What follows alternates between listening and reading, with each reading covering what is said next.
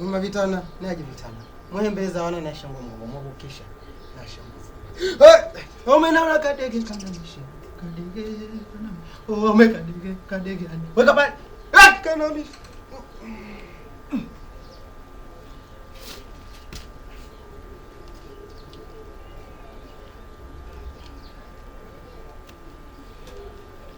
Gani? Kuna nini? Bwana wanapenda kuuliza uliza. Hiyo ndio inafanyika kwa ajili ya mwanao. Tena uje ukae hapa. Tutibiwe wote hivyo kama alivyosema wifi. Yaani dawa jamani ili cholo atoke. Tena kaka Sheshe fanya kabisa dawa nyingine hapa sio cholo tu atoke. Na sisi pia tutoke huko ndani kwa jibala mzika. Tumechoka jamani tupate wanaume tuolewe. Kimya. Kaeni kimya tufanye dawa.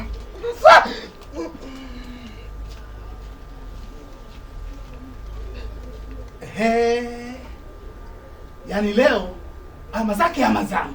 Unaeleka? Ama zake ama zangu leo. Ninachokitaka mimi hapa nipate bajaji yangu au pesa kwa Amadi Kikala. Makubwa. Makubwa basi leo nitafanya wewe madogo. Sasa unamdai bajaji yupo hapa. Wewe umemuona Amadi hapa? Aha. Kwa hiyo mnafanya dawa zenu ili mimi nipate kusahau. Kwa taarifa yenu, mimi nina Mungu. Bwana mtukeleleo, kwani sisi hatuna Mungu? Alafu usituchanganye, umesikia wewe? Si hatuna Mungu au? Jamani, kama vipi tumfanyieni kazi huyu mzee? Na kwa nini kabisa unataka kutuharibia shughuli hapa? Subutu. Jaribuni muone. Subutu, hebu nyakueni mimi. Nyakueni. Mnaharibu dawa. Wewe nyakueni. Unaharibu si wewe wewe. Nyakue kwanza wewe. Yaani kama wewe umeshirikiana mtalipa wote. Na mimi kwa Mungu mtalipa tu. Yaani niseme hivi kama mmeshirikiana mtanilipa hata kwa Mungu. Kina dada rudini mnao hizo nyuso zenu. Uonekane dawa hiyo. Nyuso za juu zionekane. Dawa.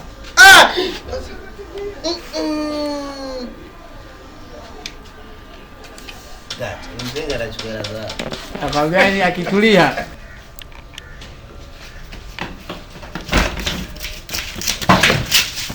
Hapo nini? Ujinga hapa. Mtu mzima ovyo unakimbia nini? Si unajiamini wewe?